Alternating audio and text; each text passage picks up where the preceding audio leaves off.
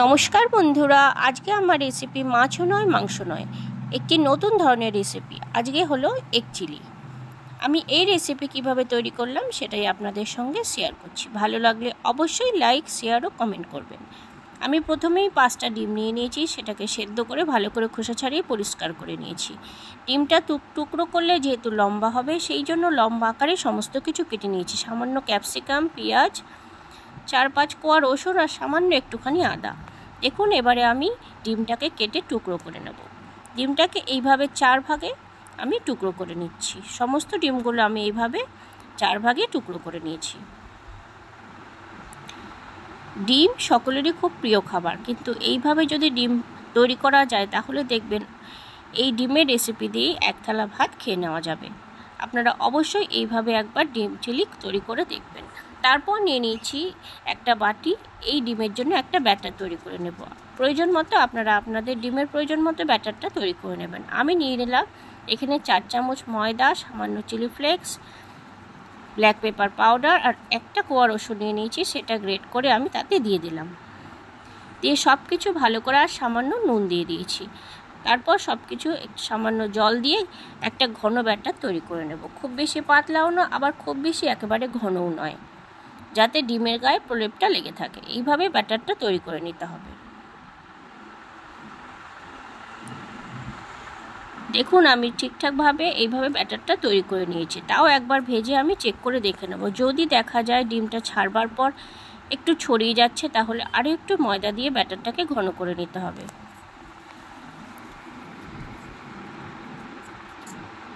আমি প্রথমে একটা দিয়ে দেখে নেব। আর ডিমটা ছাড়বার সময় সব সময় কাত করে তেলে ছাড়তে হবে। দেখুন, আমি এইভাবে ভুল করে দিয়ে ফেললাম বলে আমার ডিমের এটা পুরো ছড়িয়ে গেল। সেই কারণে আমি আরেকটু ময়দা দিয়ে ডিমের ঘনত্বটা ঠিক করে নিলাম। তারপর আমি এইভাবে কাট করে ডিমটাকে তেলে ছাড়লাম। এবারে দেখুন, একদম ঠিকঠাকভাবে শেপটা তৈরি হলো। তারপর এইভাবে এই ডিমগুলোকে কয়েকটা ছেড়ে দিলাম আর লালচে ব্রাউন করে ভেজে নেব।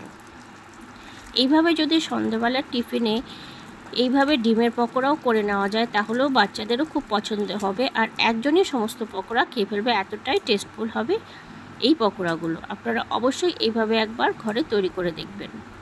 তারপর এইভাবে একে একে সমস্ত ডিমগুলো আমি ভেজে একটা পাত্রে তুলে নিলাম।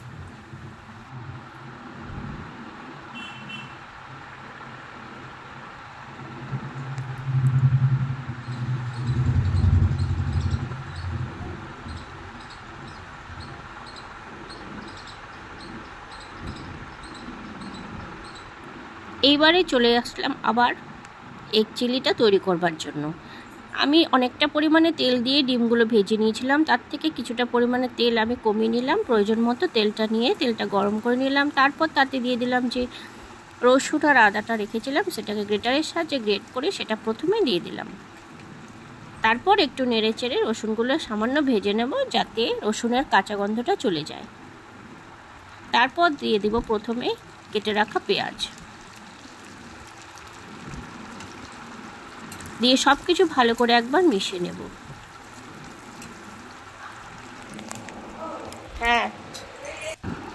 তারপর এইভাবে পেঁয়াজগুলো একটু নেড়েচেড়ে মিশিয়ে নিয়ে তারপর তাতে দিয়ে দিলাম স্বাদমতো সামান্য নুন, দিয়ে ভালো করে একবার নেড়েচেড়ে মিশিয়ে নেব আর হালকাভাবে পেঁয়াজটা ভেজে নেব। আর দিয়ে দিচ্ছি সামান্য পরিমাণে চিনি। সব কিছু মিশিয়ে নেবার পর দিয়ে দিচ্ছি কেটে রাখা ক্যাপসিকামগুলো। দিয়ে দেওয়ার পর সব কিছু একবার ভালো করে নেড়েচেড়ে মিশিয়ে সামান্য একটু সব কিছু নরম হতে দেব। এই ঘরোয়া উপকরণে বা ঘরোয়া তেল মশলা দিয়ে তৈরি এই রেসিপিটা আপনাদের ভালো লাগলে স্কিপ না করে অবশ্যই পুরোপুরি দেখবেন, আর ভালো লাগলে অবশ্যই চ্যানেলটিকে সাবস্ক্রাইব করবেন, আমার পাশে থাকবেন। তারপর দিয়ে দিলাম 1 থেকে 1.5 চামচ মতো সয়া সস। সসগুলো সমস্তই আপনাদের উপকরণের পরিমাণ মতো দিতে হবে। আমার 5টা ডিমের ক্ষেত্রে আমি এখানে 1.5 চামচ সয়া সস নিয়ে নিলাম, তাতে আমার রেসিপিটা তৈরি হয়ে যাবে, যেহেতু আমি এটা শুকনো এগ চিলি তৈরি করছি। তারপর দিয়ে দিলাম 1.5 চামচ মতো চিলি সস। এটা আমি গ্রিন চিলি সস নিয়ে নিয়েছি।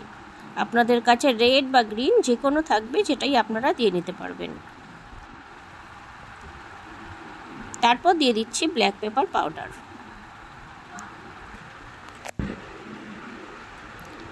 সব কিছু দিয়ে দেওয়ার পর একবার ভালো করে নেড়েচেড়ে মিশিয়ে নিলাম। তারপর দিয়ে দিচ্ছি টমেটো কেচাপ। বাকি সসগুলো আমি 1.5 চামচ করে ব্যবহার করলাম, আর টমেটো কেচাপটা আমি 3 থেকে 4 চামচ নিয়ে নিয়েছি। তারপর সব কিছু ভালো করে একবার মিশিয়ে নিচ্ছি।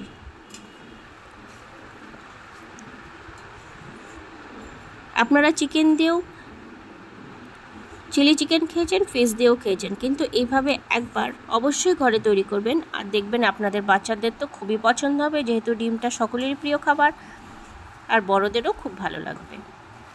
আমি এটা শুকনো এগ চিলি তৈরি করছি, আপনারা চাইলে জল দিয়ে একটু গ্রেভি তৈরি করতে পারবেন। তাতে যেইভাবে কর্নফ্লাওয়ার গুলে জলটা দিতে হয় সেইভাবে জলটা দিয়ে নেবেন।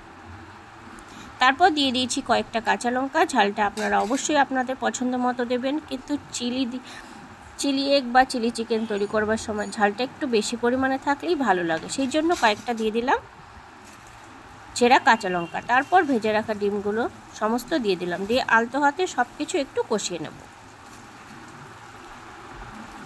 চিকেন হলে অনেক সময় ধরে কষাতে হয়, কিন্তু এটা তো ডিম খুব বেশি রান্না করবার প্রয়োজন হবে না। হালকা ব্যাটারটা নরম হয়ে গেলেই তৈরি হয়ে যাবে এগ চিলি। এখন ব্যাটারটা করকরে মতো আছে, এইভাবে মশলার সাথে সেদ্ধ হলে ব্যাটারটা একটু নরম হয়ে যাবে, তখনই রান্নাটা তৈরি হয়ে যাবে। দেখুন এইবারে ডিমটা অনেকটাই ব্যাটারটা নরম হয়ে এসছে। এবারে আমি গ্যাসটা বন্ধ করে দেব।